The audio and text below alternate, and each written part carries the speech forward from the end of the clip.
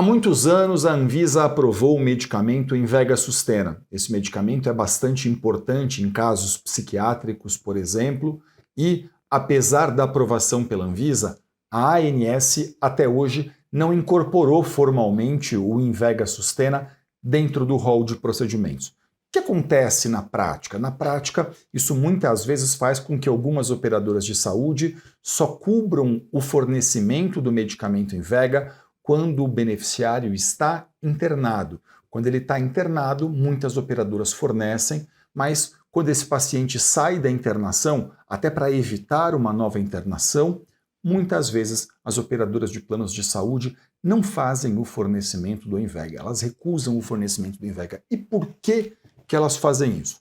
Elas fazem isso porque, apesar de registrado pela Anvisa há bastante tempo, até aqui a ANS, a Agência Nacional de Saúde Suplementar, ainda não determinou a incorporação do Invega Sustena dentro do rol. E assim, elas ficam se apegando a essa regrinha que eu mencionei. Olha, está internado eu cubro, não está internado eu não vou cobrir.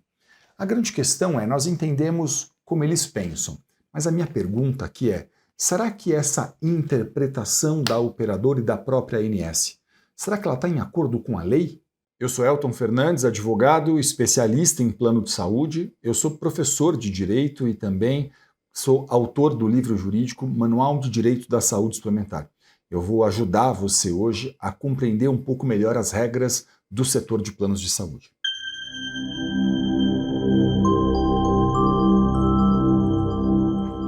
Olha, apesar desse medicamento possuir registro sanitário pela Anvisa, até aqui ele não foi incorporado pela ANS dentro do rol de procedimentos.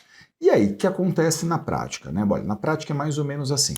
A operadora de plano de saúde, ela ainda entende que esse medicamento, então, por não estar dentro do rol de procedimentos da ANS, ele só terá cobertura obrigatória numa situação que é o paciente está internado e a indicação do tratamento para ele está exatamente em acordo com a bula. Então, ela olha para isso e fala, se o paciente está internado e a indicação de uso desse medicamento está em acordo com a bula, eu vou fazer a liberação. Mas se não estiver internado, ela entende que em ambiente ambulatorial o paciente não tem direito de fazer uso. Por quê? Porque para ela, na visão da operadora, a ANS não determinou a incorporação desse medicamento dentro do rol.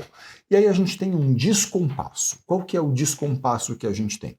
A gente tem um descompasso que é o fato de que a lei dos planos de saúde, ela diz diferente disso. A lei dos planos de saúde, ela fala que não estando em acordo com o rol da ANS, mas estando em acordo com a ciência, a operadora de plano de saúde deve fazer o fornecimento do tratamento. Então veja que para a lei dos planos de saúde, ela não se importa propriamente com o rol. Ela entende que o rol da ANS não esgota o tratamento. Ela chega a dizer, inclusive, que a operadora deverá, é isso que diz ali na lei. A lei fala assim, a operadora deverá autorizar, ok? Então essa é uma expressão que está dentro da regra, não sou eu que estou aqui falando que a operadora deve.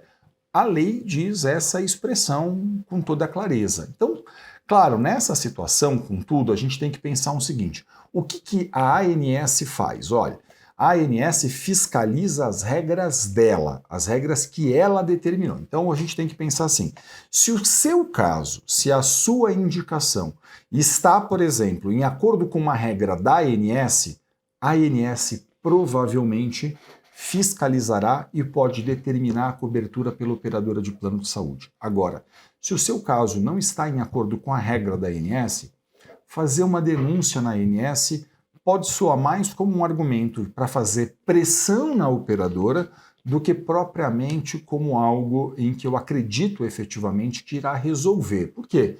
Porque, como eu disse, a ANS só fiscaliza as regras dela e para a ANS esse medicamento só vai ter cobertura, então, naquela situação que eu mencionei, que o beneficiário, o paciente, está internado, porque ela não determinou a incorporação disso. Mas, repito, que tem um descompasso aqui entre o que diz a lei e o rol de procedimentos. E nessa situação, Elton, o que fazer, então, diante dessa situação? Olha, diante dessa situação, eu recomendo muito que você procure um advogado especialista em plano de saúde para fazer uma consulta, para conversar com um profissional, porque esse profissional ele vai poder fazer uma análise do seu caso, ele vai poder aí entender as particularidades da sua situação, ele vai ter aí que entender a sua prescrição médica. Ele vai poder, por exemplo, vou dar um exemplo concreto aqui, ele pode, por exemplo, pegar a sua prescrição, ele pode ver se sua prescrição está em acordo com a bula, se está em acordo até com plataformas científicas que disponibilizam artigos técnicos, por exemplo, de consulta do cotidiano, a fim de que a gente possa até antever, né, qual grau de evidência científica tem, por exemplo, aquele tratamento médico ao seu caso. Tudo isso, por exemplo, um advogado pode fazer a fim de avaliar, então, qual é o melhor caminho para você. Olha, o melhor caminho é pressionar a operadora, é reclamar na ANS, né? Pode chegar até um caminho de ter que mover uma ação judicial, mas tudo isso, evidentemente, você vai conversar com um advogado especialista em plano de saúde. Eu digo um advogado especialista porque, por exemplo, se você me fizer uma pergunta de direito societário, eu não sei nada sobre direito societário, né? Mas eu sei de plano de saúde, dou aula disso, então esse é meu cotidiano. Então eu sugiro sempre que você converse com profissionais. E aí você pode me dizer assim, mas Elton, eu não conheço profissionais que possam me auxiliar nisso. O que eu faço nessa situação? Deixa eu explicar o seguinte. Hoje, tudo isso você consegue fazer eletronicamente. Você não conhece alguém na sua cidade, você não se incomoda, por exemplo, em fazer uma reunião online, né? Vamos pensar, pode ser um caminho. Você então vai procurar um profissional e vai entrar em contato, fazer uma reunião online, e ele vai poder atender você online, falar com você online, porque tudo isso hoje é feito de forma online. Se tiver que mover uma ação judicial, por exemplo, essa ação judicial poderá ser movida, né? Aliás, poderá não, é obrigatório. Você só pode mover uma ação hoje de forma inteiramente online. Não importa que você e o advogado estejam na mesma cidade, não importa nem que você vá até o escritório do advogado. A ação judicial é feita inteiramente online, tudo se desenvolve online e esse tipo de processo, em geral, não é um processo que costuma ter audiência, por exemplo, isso não ocorre nesse tipo de caso. Então, seu advogado pode estar à distância, ele pode atender você, mover a ação, te orientar e fazer absolutamente tudo. Ah, Elton, mas eu não conheço um profissional, não consigo encontrar ninguém. Então, olha, tem gente em todo o Brasil muitíssimo qualificada. Eu tenho um orgulho imenso de poder dizer para vocês que em todo o país eu tenho alunos, advogados, alunos meus em todo o Brasil, e eu tenho muito orgulho de poder dizer, enquanto professor deles, que eles saem capacitados, qualificados, gabaritados para entender a complexidade da situação, para manejar esse tipo de caso, para fazer a melhor análise, para atender você de uma maneira técnica, absolutamente profissional e prestar a você a melhor orientação ao caso. A gente vai ficar preocupado, mas se eu tiver que mover uma ação vai demorar muito, tá? Olha, a ação pode não ser o único caminho, ao mesmo tempo pode ser um caminho possível que vai ter que ser discutido com o seu advogado. E mesmo que você tivesse que mover uma ação judicial, por exemplo, numa situação como essa, ações judiciais, embora elas sejam até bastante longas, né, porque todo o processo, a gente tem que pensar num processo como um procedimento, né? Mas é possível dentro de uma ação judicial, por exemplo, você discutir ali uma liminar, enfim. Essas são questões que você terá que debater de uma maneira cuidadosa, analítica e muito profissional com o seu advogado, que vai ter que entender seu caso, se deparar com isso, fazer um estudo, e vai poder prestar a você a melhor orientação. Então, entenda que existe aqui um descompasso entre a regra da ANS e a lei.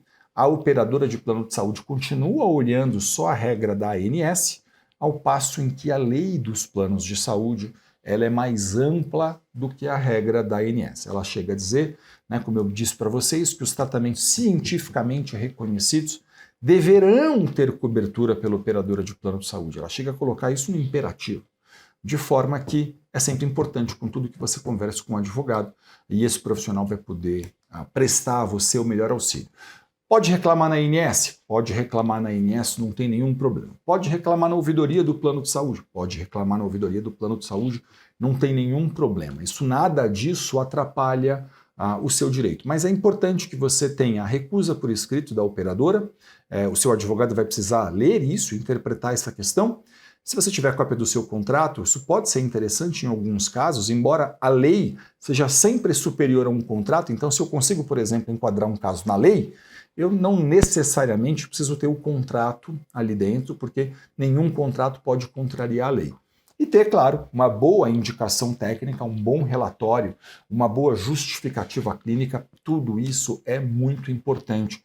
E essas são questões que você vai procurar um advogado e ele vai poder, então, te orientar adequadamente de acordo com o seu caso. Que tudo fique bem por aí, desejo muita saúde a você, espero ter sido útil. A gente está sempre aqui tentando levar informação às pessoas para que as pessoas possam aí, então, compreender os seus respectivos direitos. Saúde, que tudo fique bem, até o próximo vídeo.